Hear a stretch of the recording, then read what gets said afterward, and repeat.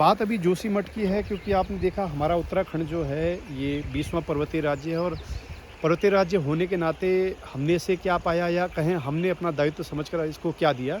क्या हम इसको आपदाएं दे रहे हैं, या ये धसाव भू धसाव दे रहे हैं, बस यही दे रहे हैं, या बांधों की श्रृंखलाएं दे रहे हैं। विकास हम भी चाहते हैं, हम सब विकास चाहते हैं, ठीक है, लेकिन किस पैमाने तक, किस हद तक। भगवती चरण वर्मा की बड़ी अच्छी पुस्तक है सामर्थ्य और सीमा, और विकास की सीमाएं भी तय होना ज़रूरी है।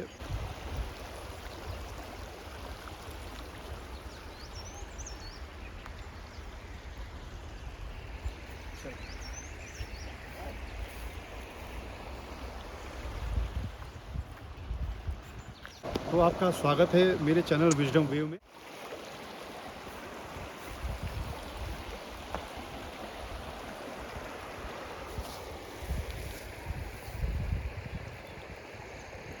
हम बैठे हैं अपने जनपद उत्तरकाशी के खूबसूरत से शहर, और जल्द ही शायद जनपद बनने वाले पुरुला के हम ग्रामीण क्षेत्रों में भी बैठे हैं, और इस कमल नदी के तलहटी में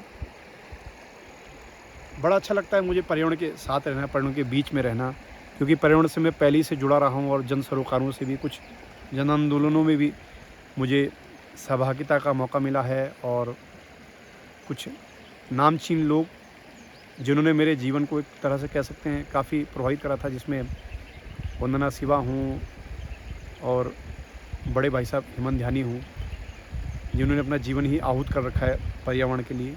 और जीएनयू से अपनी नैनो टेक्नोलॉजी में पीएचडी के बाद वो अपना एक पर्यावरण के प्रति एकदम अपनी अलख जगाते हुए अपना पूरा जीवन न्यौछावर कर दिया। और काफ़ी लोग हैं, शिखर पाठक हैं, चंडी प्रसाद भाटे हैं, और हमारे जनपद के ही कई लोग जिनको मैं बचपन से देखा करता था। तो वैसे बात तो आज जोशीमठ की करना चाह रहा हूँ, लेकिन अब पर्यावरण के बारे में क्या कहूँ, इतना वृहद विषय है, कैसे इसको मैं आपके समक्ष रख पाऊँगा। तो बात अभी जोशीमठ की है, क्योंकि आपने देखा हमारा उत्तराखंड जो है ये 20वां पर्वतीय राज्य है। और पर्वतीय राज्य होने के नाते हमने इसे क्या पाया, या कहें हमने अपना दायित्व समझकर इसको क्या दिया। क्या हम इसको आपदाएं दे रहे हैं, या ये भू धसाव दे रहे हैं, बस यही दे रहे हैं, या बांधों की श्रृंखलाएं दे रहे हैं। विकास हम भी चाहते हैं, हम सब विकास चाहते हैं, ठीक है, लेकिन किस पैमाने तक, किस हद तक। भगवती चरण वर्मा की बड़ी अच्छी पुस्तक है सामर्थ्य और सीमा, और विकास की सीमाएं भी तय होना ज़रूरी है, उनके पैमाने होना भी तय होना ज़रूरी है, क्योंकि हम ग्रामवासी लोग हैं, वनवासी लोग हैं, जो वनों में रहे हैं, जिनके जीवन की गुजर बसर का अधिकांश समय और अधिकांश उनकी पूर्तियाँ इन्हीं वनों ने करी है। इन्हीं पेड़ पौधों, झरनों से हम लोगों ने जीवन सीखा है, हमारे पुरखों ने यही जीवन लिया है।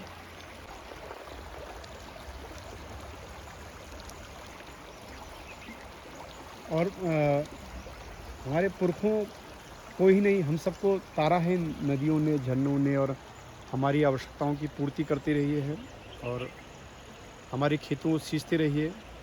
तो इन नदियों से हमने बहुत कुछ सीखा है, और इनका तांडव भी हमने समय समय पर देखा है। तो बात जब जोशीमठ की आएगी तो उस पर कई श्रृंखलाओं में शायद मुझे वीडियो बनानी पड़े, अलग अलग विषयों पर। कई बार से मन था, और मैंने सोचा कि इस पर वीडियो बनाऊंगा, लेकिन अपने अन्य कार्यों में व्यस्त होने के कारण काफ़ी व्यस्ततम समय रहा इस बीच में, और घरेलू दायित्वों से भी बहुत मैं भारित था, तो उन कार्यों को भी करना था। इस बीच में समय उतना नहीं मिल पा रहा था। काफ़ी समय से मन में एक कुलबुलाहट सी चल रही थी कि जोशीमठ पे एक समय बड़ा एक वीडियो आना ज़रूरी है, क्योंकि आप समय देख रहे हैं। तो क्यों ना जब हम जोशीमठ पे बात करेंगे, वहाँ पे आने वाले ये इस समय भूस्खलन, भू धसाव जो हो रहा है, जिसके लिए एनटीपीसी को जिम्मेदार ठहराया जा रहा है, ये भी तथ्यों के साथ पड़ताल करेंगे कितना सही है। लेकिन अभी उससे पहले बात आती है जोशीमठ, जो एक खूबसूरत शहर है, और आदिगुरु शंकराचार्य ने बसाया था। 8वीं शताब्दी में स्वर्ग का द्वार कहा जाता था जोशीमठ, और अपने आप में एक अप्रतिम सुंदरता, जिसके आगे हाथी पर्वत है, जहाँ की किंवदंतियाँ कहानी है कि स्वयं विष्णु हरि ने यहाँ तपस्या करी है। कई बातें हैं अगर आप बद्रीनाथ जाएँ, और हाथी पर्वत है, भीमशिला है, कई चीज़ें वहाँ, नीति और माणा घाटी हैं। हमारे भूटिया जनजातियों का एक बहुत सुंदर एक समूह वहाँ वास करता है, जहाँ कभी चाइना और भारत का एक व्यापार सा था। जैसे हमारे उत्तरकाशी में अगर आप देखें बाराहट में ऐसे ही क्षेत्र वहाँ पे भी था, तो ऐसे कई चीज़ें हैं, वहाँ से कई बातें जुड़ी हैं। बहुत पुराना इतिहास है, कई इतिहासकार तो इसको 8वीं शताब्दी से भी पुराने के बताते हैं। कत्यूरी राजाओं से इसको जोड़ा जाता है, तो कई बातें हैं। तो मैं समझता हूँ कि जो इस समय जोशीमठ में जो त्रासदी आन पड़ी है, इस पर बात करने से पहले हमें इसको गंभीरता से और परिपूर्णता से जानने के लिए इसके इतिहास को, इसके भूगोल को, उसके नदी तंत्र को, उसके पर्यावरण को, उसकी संस्कृति को समझना पड़ेगा। और हमारे रूठे हुए नृसिंह देव, जिसको हम सबको बनाना है, उनसे कामना करनी है। उस नृसिंह देव के बारे में, वहाँ के देव रहस्यों के बारे में जानना पड़ेगा। और काफ़ी पहलुओं को मैं छूने की कोशिश करूँगा, और वहाँ जन आंदोलनों में सक्रिय भूमिका निभाने वाले कर्मठ लोगों को, उनमें कई नामचीन लोग हैं, उन सब के बारे में भी आपसे चर्चा करूँगा। लेकिन हम क्यों ना पहले जोशीमठ के इतिहास को, उसके भूगोल को, उसके पर्यावरण को, उसकी संस्कृति को, वहाँ के देव रहस्यों को समझें। उसके बाद हम जोशीमठ त्रासदी की बात करेंगे, उसको संपूर्णता से, गहराई से समझने की पड़ताल करेंगे हम अपने इस वीडियो में।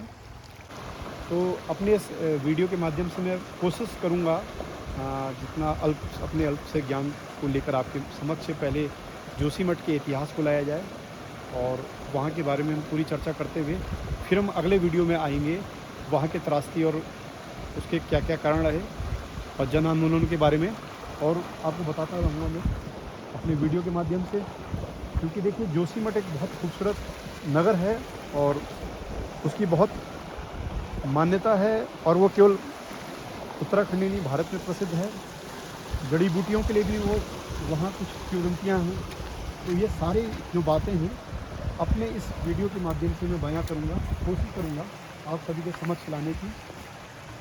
और मैं तो यही चाहता हूँ कि इसी प्रकार से ये संस्कृति जो है, ये प्रकृति है, ऐसे ही रहे, इसका संरक्षण हो, आदि अनादिकाल तक ऐसे ही हमको यह प्रेरणा देती रहे, नदियाँ जल देती रहे, पहाड़ अटल खड़े रहें, वृक्ष शाखाएं लताओं से भरी रहें, और ये जो संस्कृति है ये नित्य नए नए उत्सवों के रूप में हमारे मेले त्योहारों में बनती रहें, और उन देवों की पूजा अर्चना मंदिरों में होती रहे, और ढोलवादी समुदाय अपने गीत गाते रहें, अपने ढोल बजाते रहें।